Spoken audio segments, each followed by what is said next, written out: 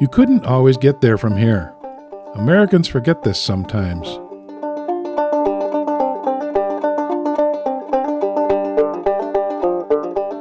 Today, transportation is easy. We never ask how, we simply ask how long and how much. We hurtle across this land blind to our ancestors' hardships.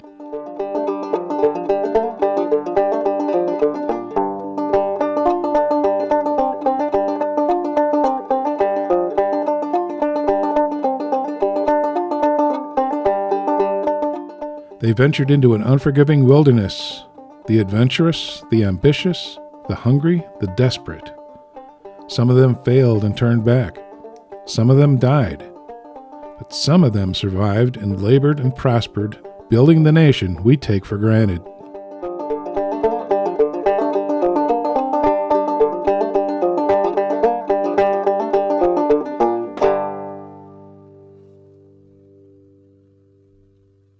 The Green Bay and Western started with a vision to link the Great Lakes with the Mississippi River, the two most important waterways in the young nation's interior. The railroad was chartered on April 12, 1866 as the Green Bay and Lake Pepin Railway Company.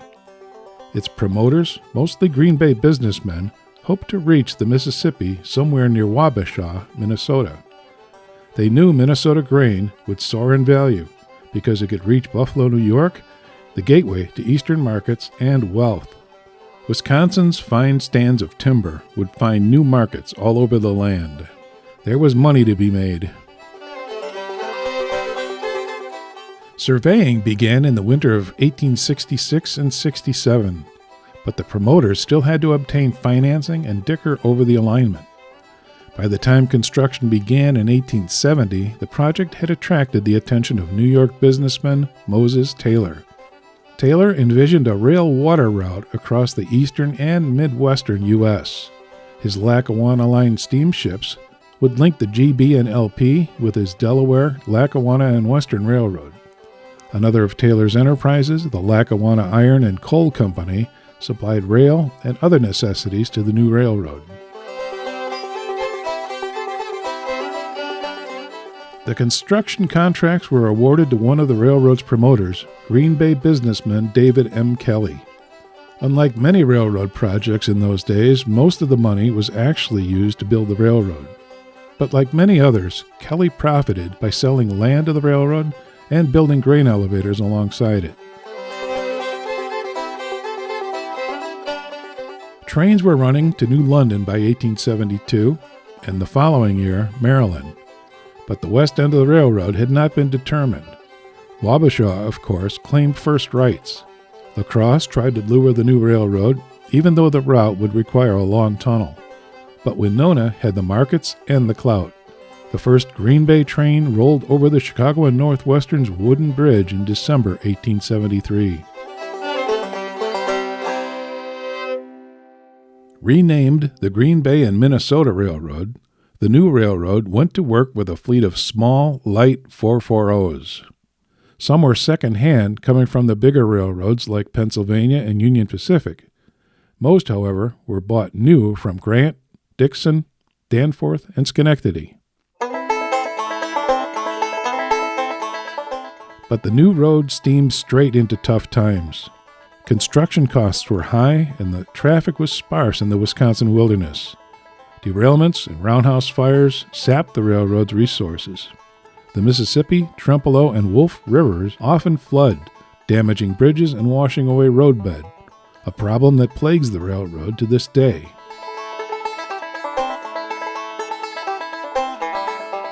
The GB&M entered receivership in 1878, emerging 3 years later as the Green Bay, Winona, and St. Paul Railroad.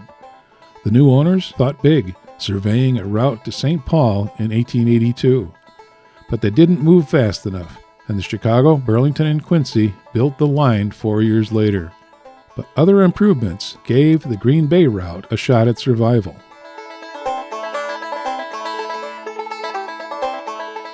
Getting into Winona was expensive because the Northwestern owned the bridge across the Mississippi.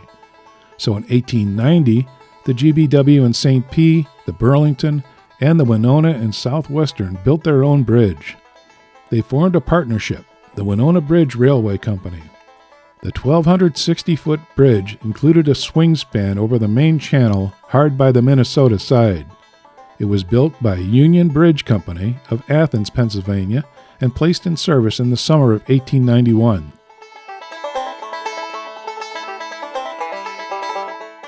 The port of Green Bay was often frozen during the winter.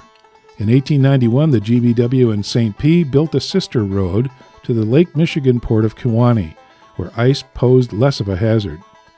At first, the Kewanee, Green Bay, and Western transloaded cargo with break bulk steamers from eastern ports. Starting in 1892, the first cross-lake car ferries transported railroad cars for the Ann Arbor Railroad. 3 years later, the Pere Marquette Railway started serving Kewanee. The car ferries would quickly play a crucial role in the railroad's survival.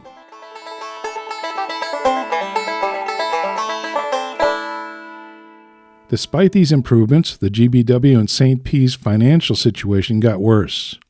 The railroad industry grew explosively in the late 1880s, and cutthroat competition slashed rates and earnings. The GBW and St. P entered reorganization in 1892 and was sold to new investors on May 12, 1896, becoming the Green Bay and Western Railroad.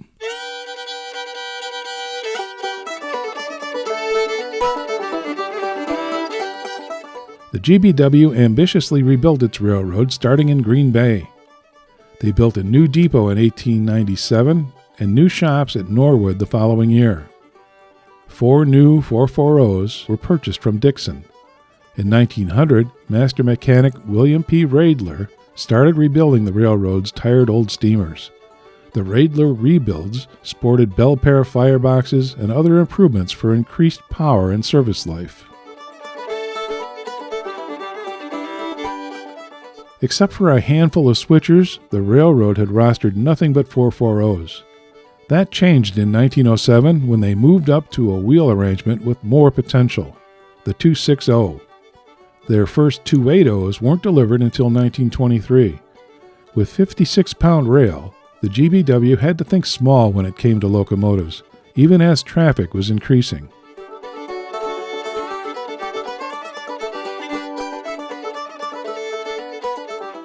In 1923, Frank B. Seymour became president of the GBW.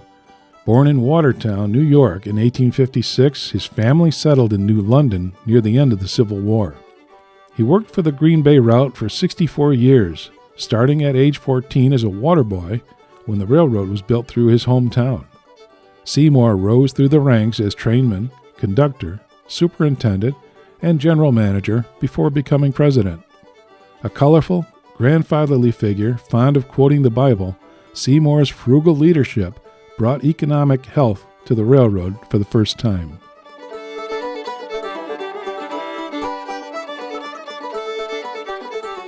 Thanks to the car ferries, bridge traffic increased.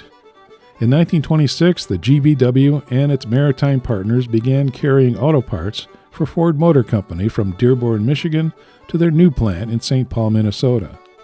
The GBW relied on the Ford business for almost half a century.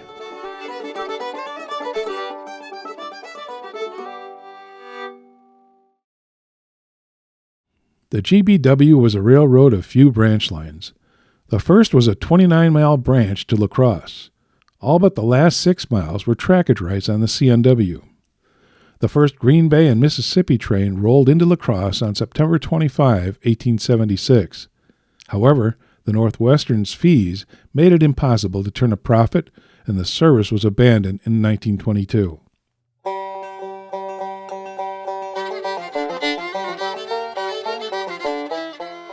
The Ahnapee and Western Railway was formed in 1890 by Edward Decker, the first president of the Green Bay and Lake Pepin. Starting from Casco Junction and the KGB&W, they reached the Lake Michigan shore at Ahnapee, now called Algoma, in 1892, and Sturgeon Bay 2 years later. The GBW acquired control of the A&W in 1906, operating it as one of their branches. The A&W had its own equipment, but GBW steamers were a common sight in Sturgeon Bay. The city's shipyards and evaporated milk plant were the railroad's lifeblood, along with the plywood plant in Algoma. Door County produce was an important commodity. The GBW established the Western Refrigerator Line in 1929 to operate their fleet of 500 reefers. They assembled this publicity train of empty reefers for the 1939 Door County Cherry Festival. But as the years rolled by, traffic declined and Mr. Decker's railroad was in danger.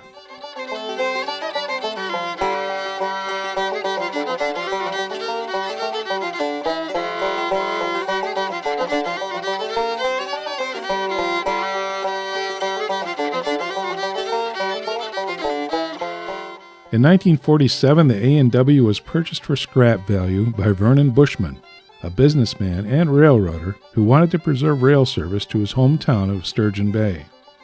There were high hopes at first. Supported by the city of Sturgeon Bay, the A&W tried to force the Ann Arbor car ferries to interchange with them on their way to Menominee, Michigan. But the Ann Arbor felt the Sturgeon Bay traffic wasn't worth the delays it would cause. They fought the proposal before the Interstate Commerce Commission for 15 years and finally won.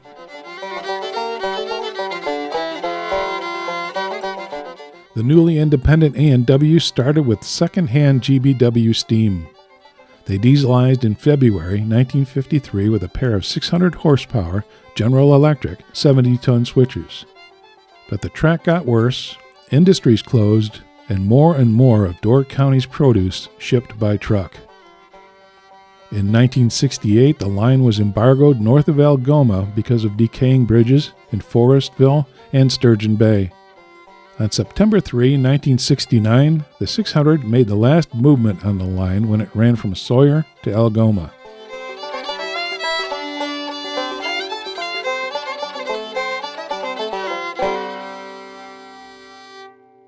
U.S. Plywood, Champion Papers, purchased what was left of the A&W on December 16, 1970, to preserve service to their mill in Algoma. For a time, the A&W was operated by one of their subsidiaries, the McCloud River Railroad of California. In 1972, they signed an agreement with the GBW to operate the railroad. The last independent A&W train ran on September 15th, and the GBW began running 3 days later. The 601 was painted at Norwood and transferred to a U.S. Plywood Railroad in Texas, the Moscow, Camden, and St. Augustine. Itel acquired the McCloud River and the A&W in April 1977, shortly before they bought the GBW. So the Ahnapee and Western became a GBW branch line for the second time. Service to Algoma ended on March 25, 1986, when the Kewanee River damaged a bridge abutment near Casco Junction. The remaining stub was used to store Itel boxcars until it was ripped up in 1995. The Iola and Northern was created in 1892 to build northwest towards the potato fields and forest land of Wausau and Merrill. Despite its name, the railroad ran south from Iola to Scandinavia. Service on the 5-mile line began on July 16, 1893, and the line became part of the GBW in 1915. It was abandoned in 1956.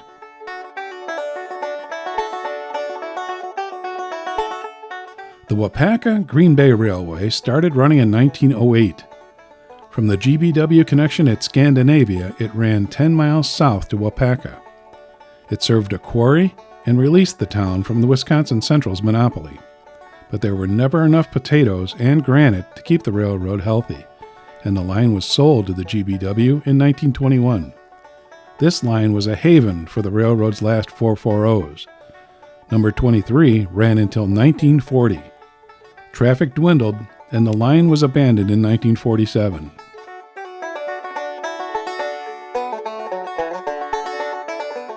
Not all the GBW branch lines were abandoned. The Green Bay, Stevens Point, and Northern built a 5-mile line from Plover to Stevens Point in 1881 to compete with the WC. The Little line was merged into the GBW in 1896.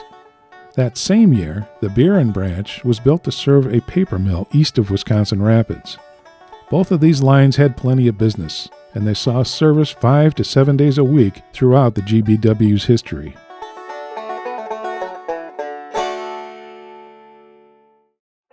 They were wonderful locomotives. They were designed by a man named Kirkby, who came from the Decatur Railroad.